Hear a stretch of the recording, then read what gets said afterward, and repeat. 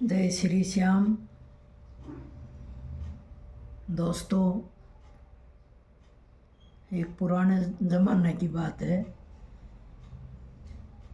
और पुराने ज़माने में कहानियाँ बहुत होती थी। अब जो है कहानियाँ कोई भी बच्चा अपने माँ बाप को नहीं सुनाता है। हमारे ज़माने में बहुत कहानियाँ होती थी। आपस में दोस्त होते थे, वो भी कहानियाँ सुनाते थे। घर परिवार में एक जगह बैठ जाते थे तो कहानियाँ ही चलती थी।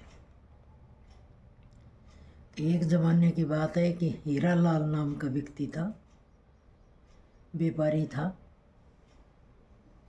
और उसका व्यापार बहुत अच्छा चलता था। दो उसके बेटे थे।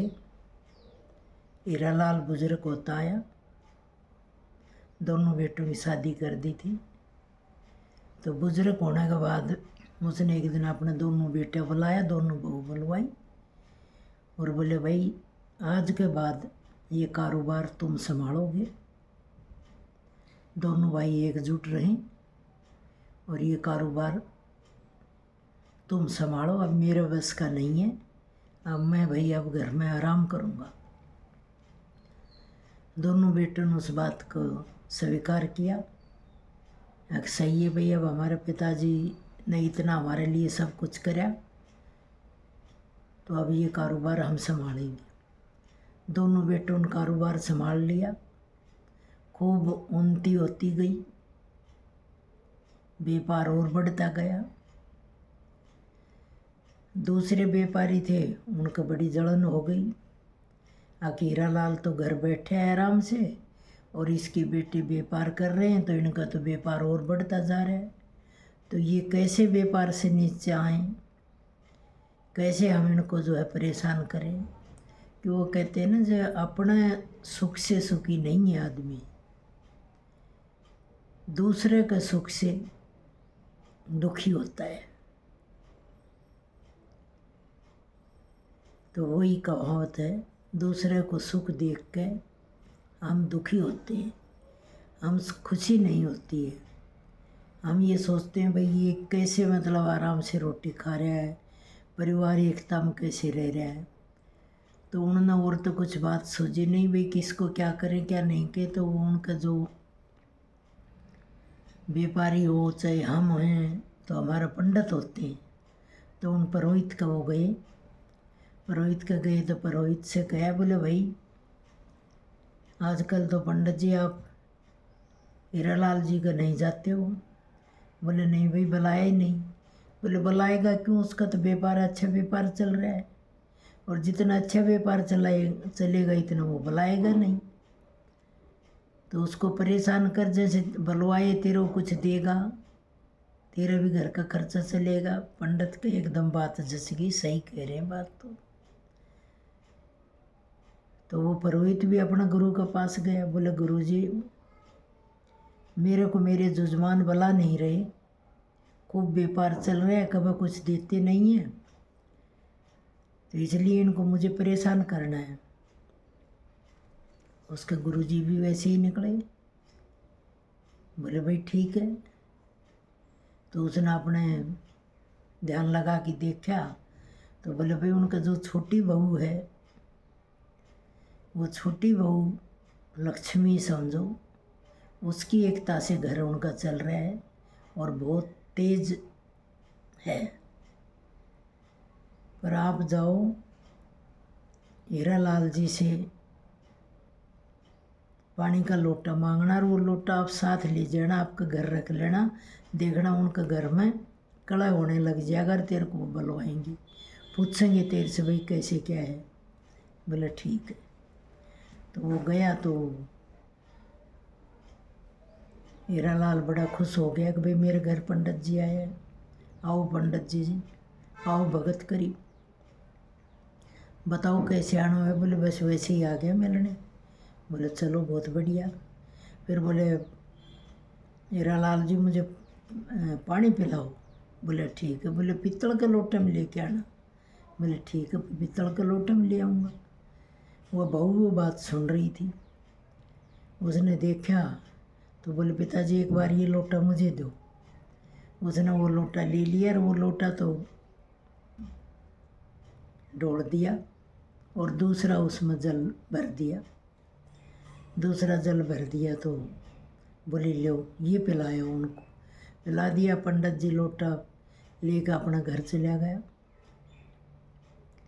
घर चला गया तो एक बिन्नू हो गया, कोई मतलब आया ही नहीं उसके पास, परेशान हुए ही नहीं वे, क्यों उसने जल बदल दिया था इसलिए वो आए नहीं। फिर वो गया अपना गुरु के पास कि गुरुजी एक बिन्ना हो गया, कोई मतलब जो है हलचल हो ही नहीं। बोले अच्छा। बोले हाँ।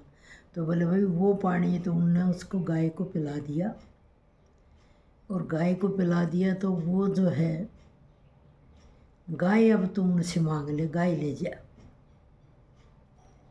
फिर गया वो, फिर नमस्कार करी तो उसने कहा भाई हीरालाल जी ना आओ पंडित जी, कैसे आना होया। बोले हीरालाल जी इसलिए आया हूँ कि मेरी गाय दूध से नाट गई और बालक बगैर दूध बैठे हुए हैं, तो तुम्हारी गाय मुझे दान दे दो। हीरालाल जी दानी भी थे, बोले ले जा गाय ले जा। वो बहू ने फिर वो बात सुन ली कि ये गाय ले जाएगा। तो वो जेवड़ पकड़ के चली तो उसने बहू ने, छोटी बहू ने फिर कही कि पिताजी क्या कर रहे हो।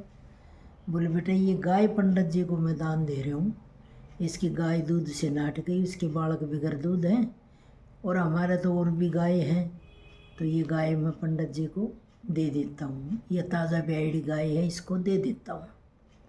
बोले रुको पिताजी एक मिनट। वो बहू अंदर गई तो हल्दी गोड़ की लेके आई और उसने हल्दी गाय का दोनों सींगों का लगा दी, माथे में तिलक निकाल दिया। बोले कि पिताजी अब दे दो। वो गाय लेके चला गया। गाय ले जाने के बाद फिर भी कुछ भी नहीं हुआ। फिर महीना बीत गया। फिर महीना बीत गया तो वो फिर वापसी अपना गुरुजी के पास गया कि गुरुजी महीना बीत गया, मैं तो गाय भी ले आया। फिर उसने अपनी दृष्टि से देखा।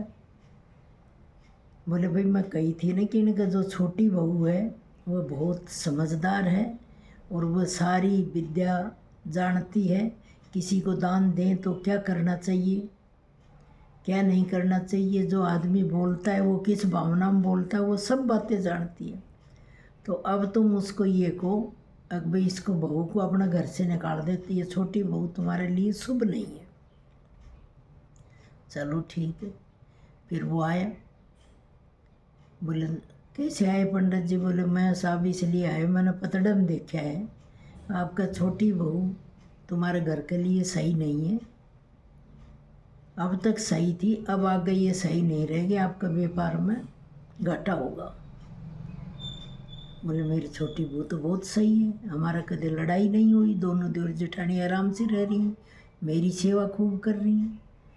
बोले कि नहीं, आप जो है इसको घर से निकालोगे तो आपको पता लग जाएगा। अब हीरालाल सोचे भी निकालूं कि नहीं निकालूं, हीरालाल ये भी सोचे नहीं निकाले तो व्यापार में घाटो चल जाएगा। तो उसने छोटी बहू से कही कि बेटा ये बात है, पंडित जी ने ये बात कही है। तो कहा ठीक है पिताजी मेरे को निकाल दो आप घर से, चली जाती हूँ मैं तो। भाई पंडित जी के कहने से आपने उसको लोटो दे दिया, पंडित जी के कहने से गाय दान दे दी, पंडित जी के कहने से आप मेरे को घर से खिलाते हो, मैं चल जाती हूँ, कोई बात नहीं, आप मेरे बाप समान हो और मैं माँ बाप की हमेशा इज्जत करिए, आपकी इज्जत करिए, तो आप जैसे आदेश दोगा वैसे मैं मानूंगी और मेरे पति को भी मैं मना लूँगी। अब जो हमारे पिताजी कह रहे हैं हमने वही माननी है। तो उसको और दिमाग में आई कि भाई बहू तो मेरी बहुत अच्छी है। तो फिर भी उसने उसका ससुर ने कही, बोले बेटा ऐसे कर कुछ दिन के लिए तू घर से चली जा। बोले ठीक। तो जैसे ही वो घर से बाहर गई व्यापार में घाटा होने लग गया। जैसे दिन होते आए तो वो व्यापार उसका और नीचे होता है। और नीचे होता है तो व्यापार में नुकसान ही नुकसान। अब वो सोचे भाई ये तो मेरी बहू, जो छोटी बहू है, इसी की मेरे घर में लक्ष्मी थी, ये तो मेरे तो घर में नुकसान होता आ रहा है। फिर उसने पंडित की बात याद करी। अब पंडित जी आए थे, मेरा लोटा मांगा था, पंडित जी आए, मेरा गाय लेके आया था, तो पंडित जी के ही सारे करे धरे काम हैं, तो इसलिए जो है बहू को मैं वापसी ले आऊँ। फिर वो बहू को वापसी ले आया। बहू को वापसी ले आने के बाद उसके व्यापार में उन्नति होती गई और वो उनका व्यापार अच्छा चला। बहू से उसने क्षमा मांगी कि बेटा मुझे क्षमा करना, पंडित जी का मैं बहकाव में आ गया था। तो भाई जो लालची पंडित होता है उसका जो है कभी लालच स्वीकार ना करें। पंडित जो सही सलाह दे उसी पर चलें, ये इस कहानी का अर्थ है। और अच्छी कहानी लगे तो इसको आगे शेयर करना, लाइक करना, सब्सक्राइब करना। जय श्री श्याम, जय श्री श्याम।